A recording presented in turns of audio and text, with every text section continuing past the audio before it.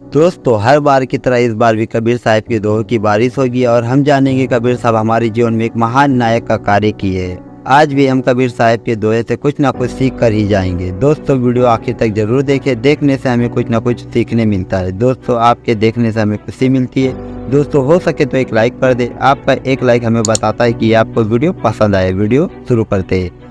पोती पड़ी पड़ी जग मुआ, पंडित भया न कोय, ढाई अक्षर प्रेम का पढ़े सो पंडित होए। दोस्तों, इस दोहे में कबीर दास जी कहते हैं कि किताबें पढ़ पढ़ कर लोग शिक्षा तो हासिल कर लेते हैं, लेकिन कोई ज्ञानी नहीं हो पाता। बड़ी बड़ी पुस्तकें पढ़कर संसार में कितने ही लोग मृत्यु के द्वार पहुंच गए, पर सभी विद्वान न हो सके।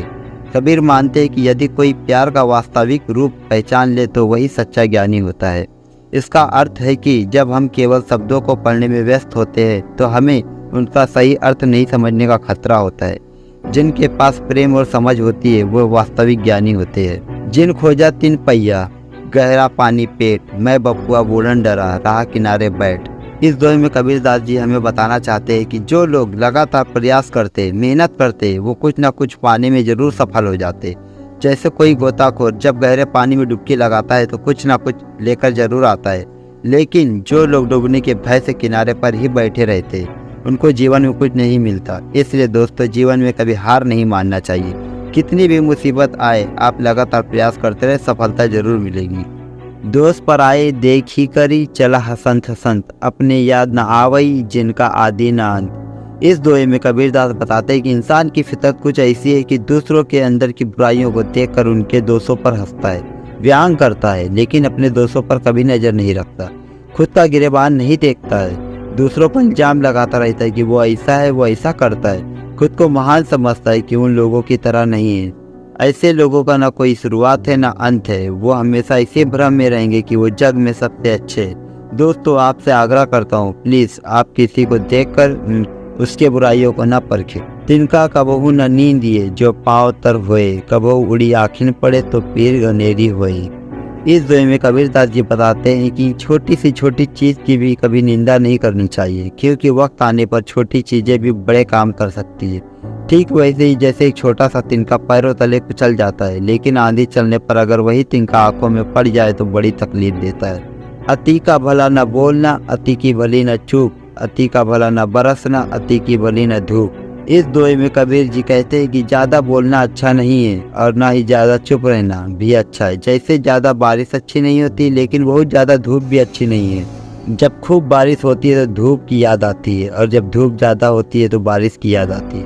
कहने का मतलब है हमारे जीवन में कोई भी चीज़ न हद से ज़्यादा हो न कम हो। जीवन में संतुलन जरूरी है। कहा सुन सब दिन गए, उर्जी न सुरजिया मन, कही कबीर चेतिया नहीं, अजूर सो पहला दिन। इस दोहे में कबीर दास जी कहते हैं केवल कहने और सुनने में ही सब दिन चले गए, लेकिन ये मन उलझा ही है, अब तक सुलझा नहीं है। कबीर दास के कहने का मतलब है अगर आप अपने जीवन में कोई भी काम नहीं करेंगे तो आप हमेशा पहले दिन की तरह रह जाएंगे जहाँ से आपने शुरुआत की थी। आप किसी बात को समझने की कोशिश नहीं कर रहे हो और अब तक अपने आप को आत्मचिंतन नहीं कर पाए हो।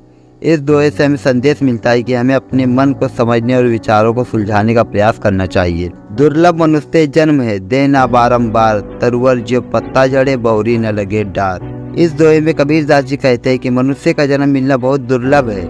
ये शरीर बार बार नहीं मिलता है, जैसे पेड़ से झड़ा हुआ पत्ता वापस पेड़ पर नहीं लग सकता। दोस्तों, बिना दुख और संघर्ष के कुछ प्राप्त नहीं होता और हमें किसी भी प्रकार का डर का सामना नहीं करना चाहिए, क्योंकि जीवन जीने का अवसर हमारे पास एक बार ही आता है। बोली एक अनमोल है, जो कोई बोले जानी, ये तराजू तौली के जब मुख बाहर आनी। कबीर दास कहते हैं कि वाणी एक अमूल्य रत्न है। जो व्यक्ति सही तरीके से बोलना जानता है वो अपने हुद्दे के तराजू में तौल कर ही उसे मुंह से बाहर आने देता है। वाणी मनुष्य की सबसे बड़ी शक्ति है। ये हमें दूसरों के साथ संवाद करने, अपनी बात मनवाने और अपने विचारों को व्यक्त करने का अवसर प्रदान करती है। इसीलिए वाणी का प्रयोग सोच समझ कर करना चाहिए। हमें अपनी वाणी का प्रयोग दूसरों को चोट पहुंचाने या गलत दिशा में ले जाने के लिए नहीं करना चाहिए। एक बुद्धिमान व्यक्ति हमेशा अपने वाणी का प्रयोग दूसरों की भलाई के लिए करता है। वो दूसरों को प्रोत्साहित करता है और उन्हें सही मार्ग पर ले जाता है। एक मूर्ख व्यक्ति अपनी वाणी का प्रयोग दूसरों को चोट पहुँचाने या गलत दिशा दिखाने के लिए करता है। वह दूसरों की भावनाओं का अपमान करता है और उन्हें गलत रास्ते पर ले जाता है। दोस्तों, वाणी एक शक्तिशाली हथियार है। इसका प्रयोग सोच समझ कर करना चाहिए। हमें अपनी वाणी का प्रयोग दूसरों की भलाई के लिए करना चाहिए, ना कि उन्हें चोट पहुंचाने के लिए। हिंदू कहे मोहि राम प्यारा, तुर्क कहे रहमाना, आपस में दो लड़ी लड़ी मुँहे मरम न पू जाना। कबीर दास जी कहते हैं कि हिंदू राम जी को अपना ईश्वर मानते हैं और मुस्लिम रहमान को। दोनों ही अपने अपने ईश्वर के नाम पर लड़ते लड़ते मर जाते हैं, लेकिन फिर भी उन्हें ईश्वर का सच्चा रूप नहीं पता चलता। कबीर दास जी इस दोहे के माध्यम से यह संदेश देना चाहते हैं कि ईश्वर के नाम पर लड़ाई झगड़ा करना बेकार है। ईश्वर सभी के लिए एक ही है। हमें अपने अपने धर्म और विश्वास के अनुसार ईश्वर की भक्ति करनी चाहिए, लेकिन दूसरों के धर्म और विश्वास का भी सम्मान करना चाहिए। कबीर दास जी के इस दोहे का आज भी उतना ही प्रासंगिक है जितना कि उनके समय में था। आज भी दुनिया भर में लोग धर्म के नाम पर लड़ते लड़ते मर जाते हैं। इससे केवल अशांति और हिंसा फैलती है। हमें कबीर दास जी के इस दोहे का संदेश याद रखना चाहिए और धर्म के नाम पर लड़ाई झगड़ा नहीं करना चाहिए। सत न छाड़े संत जो कोटिक मिले असंत, चंदन भुअंगा बैठिए तऊ शीतलता का तजन। कबीर दास जी के इस दोहे का अर्थ है कि सज्जन व्यक्ति अपने सज्जन स्वभाव को कभी नहीं छोड़ता, चाहे उसके पास कितने ही बुरे लोग हो। चंदन के पेड़ से सांप लिपटे रहते हैं, लेकिन वो अपनी शीतलता नहीं छोड़ता। कबीर दास जी इस दोहे के माध्यम से ये संदेश देना चाहते हैं कि सज्जन व्यक्ति को अपने सज्जन स्वभाव पर गर्व करना चाहिए। उसे दूसरों के दुष्ट व्यवहार से प्रभावित नहीं होना चाहिए। उसे हमेशा दूसरों की मदद के लिए तैयार रहना चाहिए। इस दोहे में कबीर दास जी ने संत शब्द का प्रयोग सज्जन व्यक्ति के लिए किया है। उनका कहना है कि सज्जन व्यक्ति हमेशा दूसरों की भलाई के लिए सोचता है। वो दूसरों के साथ दया और वो करुणा से पेश आता है। वह हमेशा सत्य और न्याय के लिए खड़ा होता है। धीरे धीरे रे मना धीरे सब कुछ होए, माली सींचे 100 घड़ा श्रुतु आए फल होवे। कबीर दास जी कहते हैं कि मन में धैर्य रखने से सब कुछ होता है। अगर कोई माली किसी पेड़ को 100 घड़े पानी से सींचने लगे, तब भी फल तो उसके समय आने पर ही लगेगा। कबीर दास जी इस दोहे के माध्यम से संदेश देना चाहते हैं कि जीवन में किसी भी लक्ष्य को प्राप्त करने के लिए धैर्य और लगन की आवश्यकता होती है। अगर हम जल्दबाजी में किसी भी काम को करने की कोशिश करते हैं तो हम सफल नहीं हो सकते।